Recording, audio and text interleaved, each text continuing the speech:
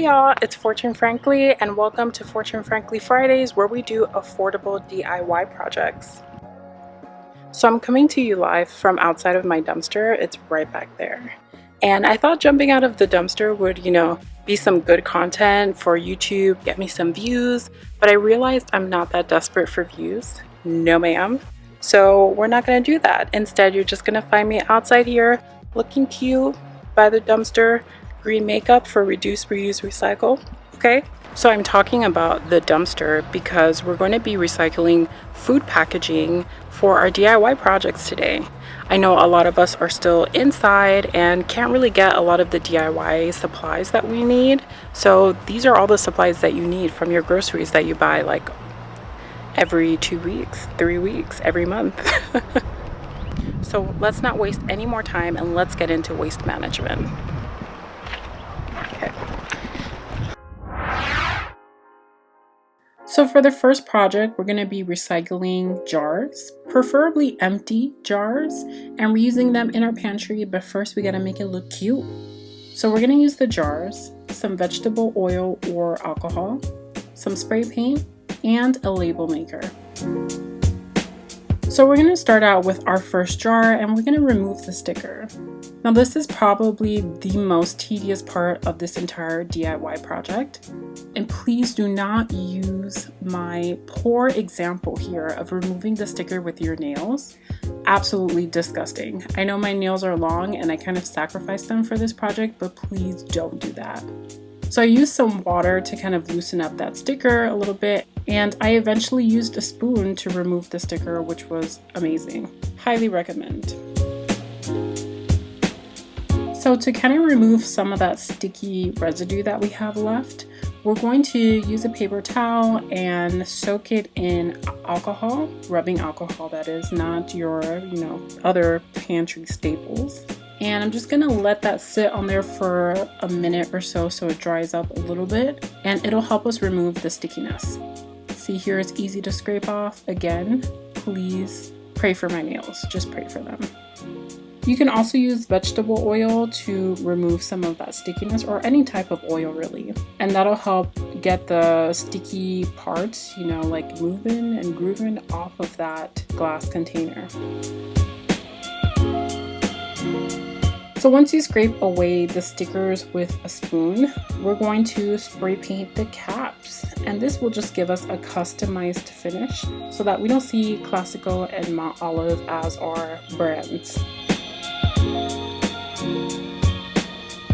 Next up is our label maker. It is an embossing label maker, meaning it kind of makes an imprint on the tape. But I'm just going to be making labels for each of the things that are going to go inside the jars, just so that we don't use baking soda instead of flour one day. This was the most fun part of the DIY. I just loved pouring things into containers. Who knew that was a thing? But I'm just going to pour it in here, make sure that lid is on tight, get my labels, put the labels on, make sure it looks cute, and we're good to go. And after I got my jars all looking nice with the uniform, here they are.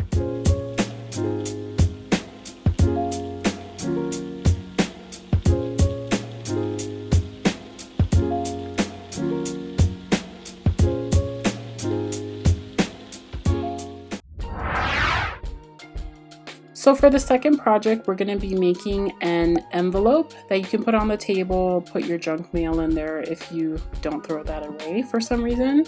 But you'll need a Trader Joe's bag or any type of brown bag, scissors, some glue, 2 buttons, and some jute cord.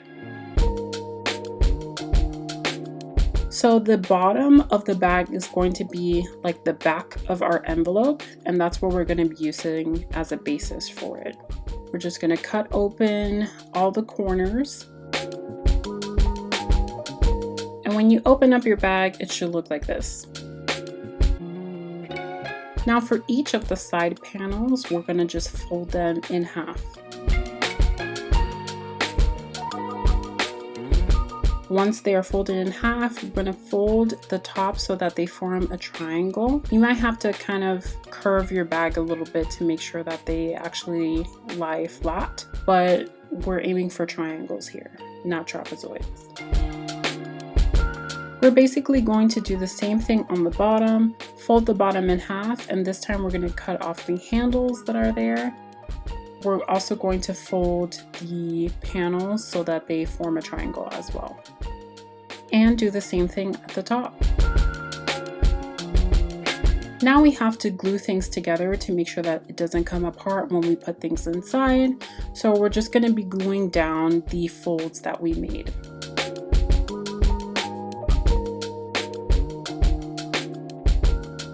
We also want to glue in these 4 quadrants inside the bag so that nothing comes loose when we're putting things inside. We want to let our glue dry for a little bit with some weight on top so that it actually does dry closed. Now that we folded everything up, we just want to make sure things fit together well. You'll fold in one side, then the other side, then the bottom, then the top. And we're just going to glue the side panels where they meet in the middle. And then glue the bottom where they meet the side panels. You don't want to glue all the way to the top of the triangle for the bottom portion because you'll glue your envelope shut. Again, we want to let that glue dry with some weight on top. I put a piece of paper in here because the glue is still drying and I didn't want to glue the envelope shut. And we're going to work on the front now with the buttons. I'm marking where I want my button to go. Spoiler alert, I drew it way too low and I'm going to be covering that up later, but just kind of mark where you want your button to go. Now it's time for the button and the jute cord. So you want to thread your cord through the button, and to make this easier for you, glue it together, roll it between your fingers, and you can thread it through the button without much issue. This was before I glued it, and you see that I'm struggling.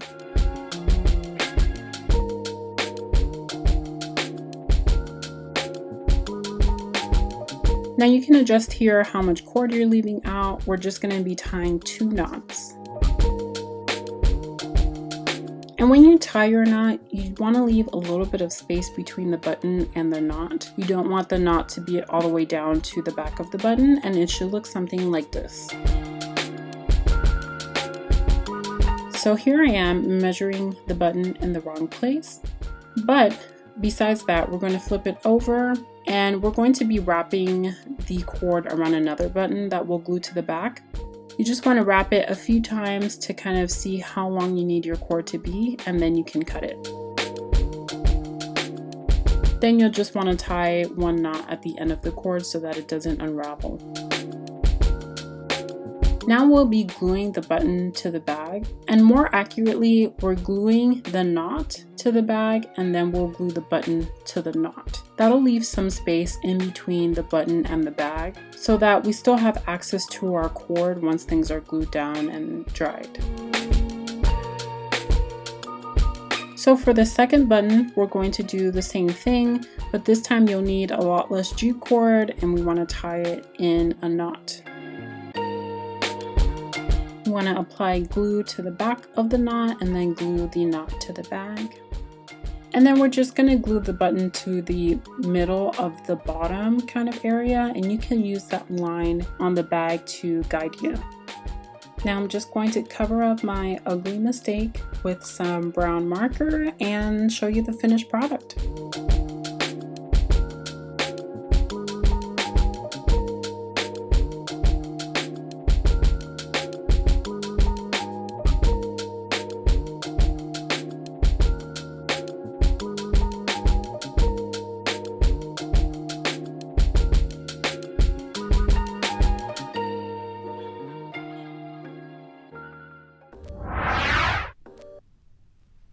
For the third and final project, we're going to be making a kind of holder container thing. You'll need a milk carton, scissors, some spare cardboard, adhesive cork sheets, a glue gun, some paint, and a paintbrush. So to start out, we're going to open the milk carton. And before you do that, you want to make sure that it doesn't smell at all. So I put some water in here, I put some Fabuloso and give it a shaky, and it smelled beautiful, like my mom's house on Sunday mornings, kind of beautiful. Now I'm kind of just seeing where I want this to come up to. You can make it any height you want, but once you figure out a place, you can cut the corners of the carton so that it reaches that level that you're hoping for. And once we have the sides cut, it'll look something like this, and then we can go ahead and cut off the excess. Don't worry about making it too even right now. We'll be able to go back in and even those edges out.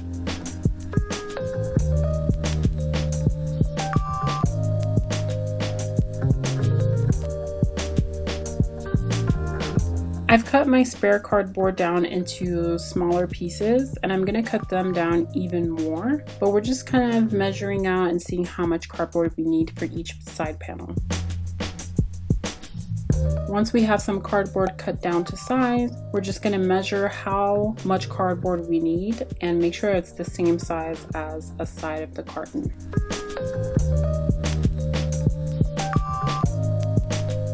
Cut it, cut it, cut it, cut it, and now we're gonna glue it.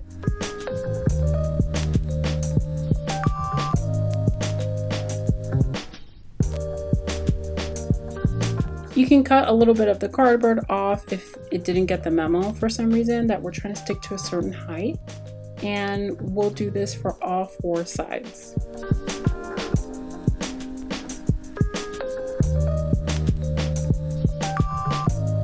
Now we're ready for our cork sheets.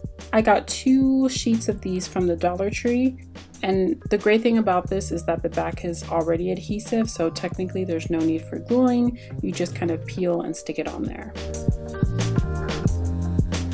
So I am going to be wrapping this around the container. On the edges where it does wrap around, it will start to crack a little bit. This wasn't such a huge deal in my book, but if you want a different look, again, I would recommend to cut these panels out individually.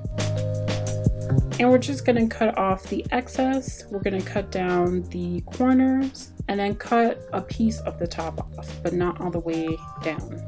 And the pieces we cut off, we're going to just stick it back onto that paper because we don't waste things in this house.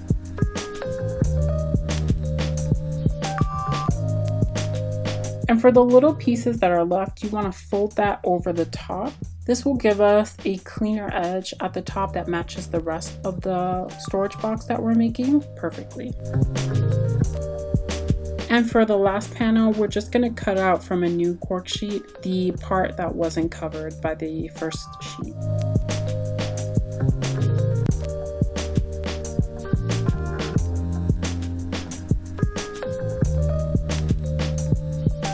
And if you choose to do this panel by panel individually, you also want to make sure that your edges meet up pretty well.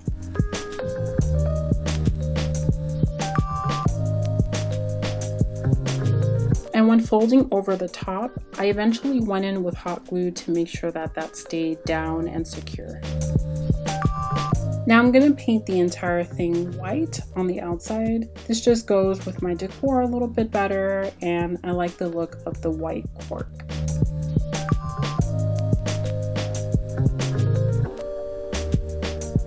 Once I finished painting, I let it dry, gave it a second coat the next day, and it came out like this.